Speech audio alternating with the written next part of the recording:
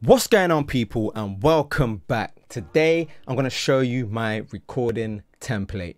Now, it's really important that you have a template for recording because you need to be efficient when recording artists. They don't want to be waiting around while you're creating tracks and loading up plugins and all of that crap. No, they just want to put down their song and they want you to give them a rough mix without taking up too much of their time. Okay, so this template is designed by me that I've just worked on over the years to give me the quickest to be able to do the quickest job when recording, and of course doing a light mix. I am going to do another video after this about my mix template, so stay tuned for that. It will be out next week, and yeah, let's get into it. So at the very top, self-explanatory, we have the backing track channel, and this is where I'll just drag the beat into, and on it we have the VMR with just a trimmer at -12, and that's because most of the time when beats get brought to me, the beat has been limited, it's been mastered in some way. So just dropping the volume down is so important because you don't want to be recording your vocals too loud to try and compete with that loud ass beat. Also, it just gives you some headroom so you can do your mixing and everything like that. So this is always on at the very top of my chain. Below that is the Hornet Song Key Mark III. Another thing that I just always have on, so it's just working out the song key in the background whilst we're, you know, just working, getting comfortable. And then if at any point an artist says, oh, can you just throw on some auto tune, I've got the key already sorted. I don't have to try and figure it out and throw them off while they're singing. It's all long and really awkward, so I'd rather just have this ready to go with the key so I can just whack that into our waves tune without all the passer. On the send, we obviously have the headphone mix. Basically, this is how I can control how loud the beat goes into the artist's headphones. If they say they want the beat louder, what we're not going to do is turn it up here. Nah, we're going to turn it up here. That way it doesn't make it louder in the session, it just makes it louder in their headphones, and that's it. And yeah, and then obviously the backing track goes to my print track or the master bus, and that's everything on the backing track. Simple as that. Below that is our tracking track, and what that is this is where I record all my vocals on. So for example, I would just, you know, hit record like that, record a take, drag it down to here, play it back so they can hear. If they don't like it, we can just delete it, or I most of the time like to just send it to a new playlist, and then we can just go again, record another take, drag it down, play it. It's just really quicker that way, rather than going to each channel separate, rather than going to each channel separately. Sorry about that. Each channel separately and recording, that's just long. Like, this is a much quicker way. Just drag it down. If it's background vocals you're doing, then you just drag it down to one. Oops, I didn't mean to drag both of them, but you just drag it down to one of the background vocals. If it's ad-libs, you just drag it down to the ad-libs. Just simple as that. And I believe that's the quickest way of recording, especially for me, especially when you're like comping vocals and things like that. I find this way, through trial and error, trust me, through trial and error, I find this way to be the most efficient way to do it. And on our tracking channel, we have a VMR with, of course, my virtual mic system, the preamp and the console. So how this works in my head is it's going from microphone into the preamp into an SSL desk. And that's the sound that I want on most of my vocals. I might switch out the mic depending on the vocalist. I really like this one. These two are pretty much my go-tos. I might use this one every now and then, but most of the time, especially with rap, we're using this. And then underneath we have the waves tune. So again, if an artist just says to me, yeah, for this part, for this little bridge here, I want it to be auto-tune, then I can just unbypass that, check my song key. Okay, we're in A minor, boom, boom, boom, and then we're ready to go. No faff, no loading up plugins. Like I said, we're just trying to be quick, trying to get these takes out quick whilst they're creative and in the mood. You don't want them in the booth waiting around for you to do this stuff. And below that we have the console one, which is always featured on my channel. I use this to get my gain right, so I'm using my interface to control the microphone gain, and I'm making sure it's at about -12 or around there. I have this loaded up always, which is the Ssl compressor. You can get this same compressor if you've got an Ssl plugin by Waves or whatever other company. 2:1 ratio. Just a light bit of compression at the beginning, usually about -3 decibels, and I'll also do some EQ whilst we're recording, really subtly so they don't notice and it throws them off, but just so I've got like a nice starting place to start my rough mix, and that is on every single channel. But what I'd usually do is just do all the settings whilst he's recording or she's recording, and then just copy it down to another channel when I move that down, if that makes sense. So whoops. So for example, if I record here, whilst we're recording, we're doing touch-ups on the console 1, and then I'll copy this down. If they like the take, then we'll also copy the console 1 down so that the same settings and everything is on each channel. So after the console 1, we have these 3 sends. Again, headphones. If they want the vocals louder, we can just turn it up, turn it down. And if they want some reverb, we've got some reverb ready to go. If they want some delay, we've got some delay ready to go. Just real, like if they want extra stuff, then we can always add extra stuff. That's no problem. But for the most common things, it's all here ready to go. The most common reverb, the most common delay, and everything else, it's just there ready to go. Sometimes singers like a little bit of reverb in their headphones because sometimes their dry vocal can throw them off. Some people just sing better with reverb, so it's good to have that on your tracking channel. We have our lead vocals. So these are our lead vocals here. Like I said, we drag it down and it's got all the same things on there. It's got the VMR and it's got the console 1. And then occasionally I might add a de-esser on there or something, but most of the time I'm doing anything to do with vocals on the main, on this lead vocals bus. So yeah, there's nothing really to explain about that. Like I said, just drag them down to one of these channels if it's a lead vocal.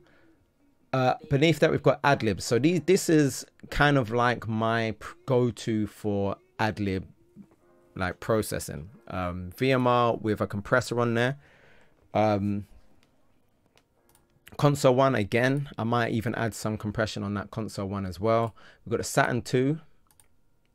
This is like the setup I like to have for my Ad-Libs on a Saturn 2. The gentle transformer there, boom boom, and an auto panner.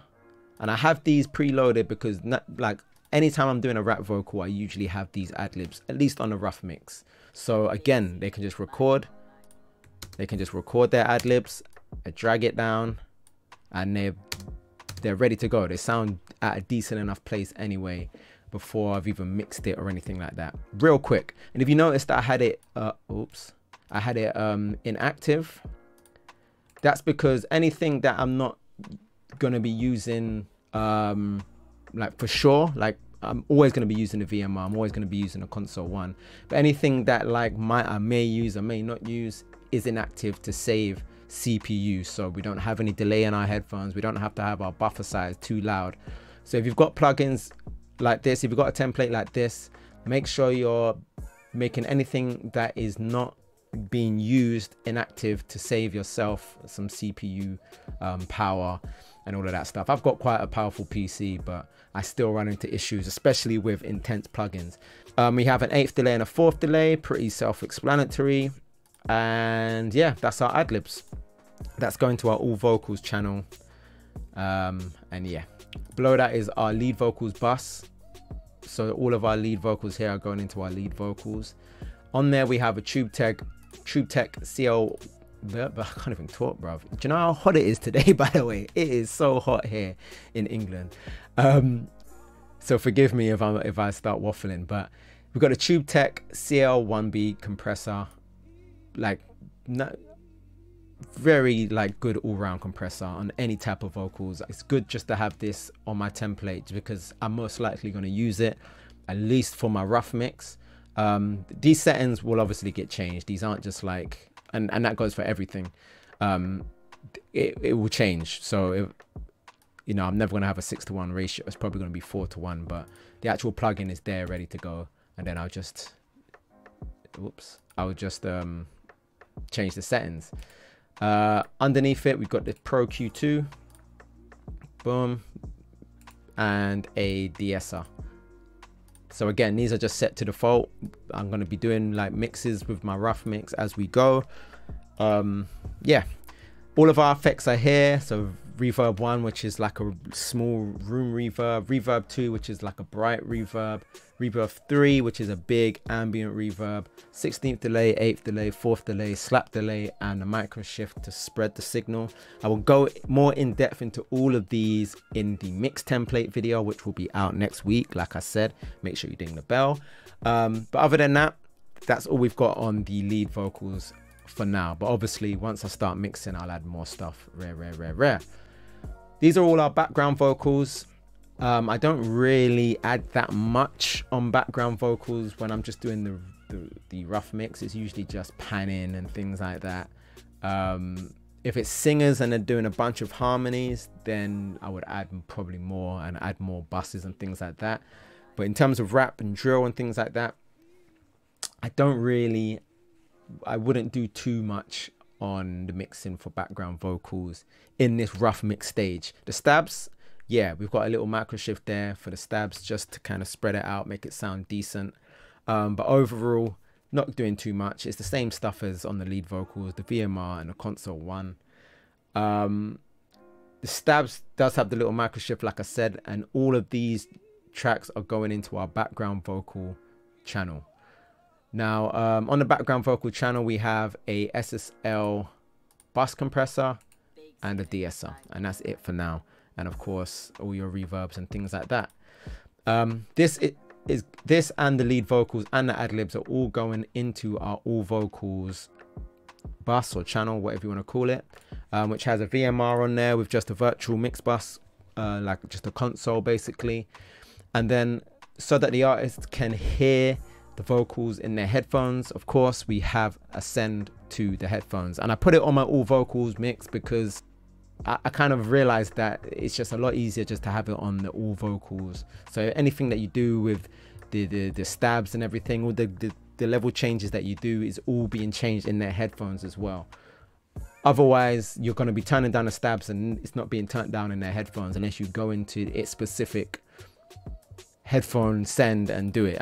This is probably getting a little bit confusing now, but below that we have our all effects channel, all effects bus. Pretty self-explanatory. All of our effects here go to that bus. So if I want to mute all the effects, I can do that. If I want to turn down all the effects, I can do that.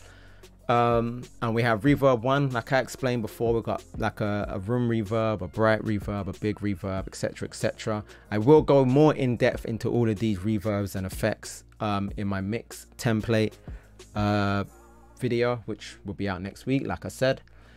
As you can see, all of the tracks that I'm not going to be using on every channel, on every track that I record, is inactive. Like, I know I'm going to be using this reverb 1 on every track. I know I'm probably going to be using a 4th delay and 8th delay, so those are active, whereas everything else is inactive to save CPU.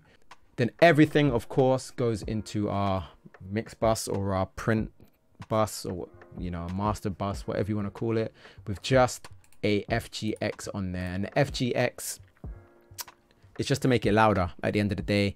An artist wants to go away with a rough mix that they can listen to, that they can actually hear. So you got to make sure you've got it at a loud enough volume. So this is at the end, and I'll just do that before I bounce. I'll just turn it up to wherever it needs to be turned up and bounce it and send it to them.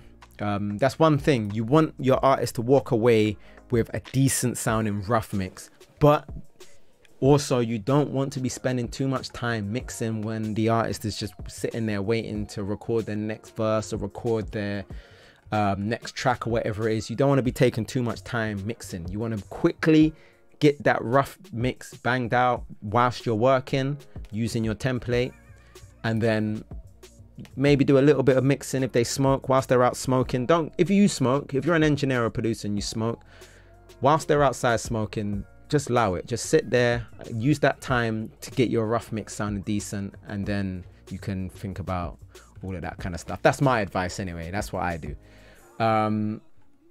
And yeah, that's my recording template. Like I said, this is just set out to make this really easy for me to quickly record and quickly get a rough mix together that sounds good.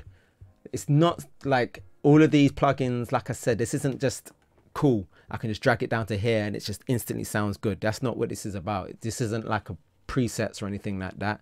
This is just a nice kind of foundation to get a nice rough mix banged out at the end of our session, to make sure that our recording is quick and efficient, and also so you're not wasting too much of your time either. Time is money at the end of the day. So if you enjoyed this video, please leave a like, leave me a comment if you've got any questions, or if you've got any other videos you kind of want to see me do. Make sure you're about next week for the follow-up to this video. Make sure you subscribe as well, and I'll see you guys next time. Peace.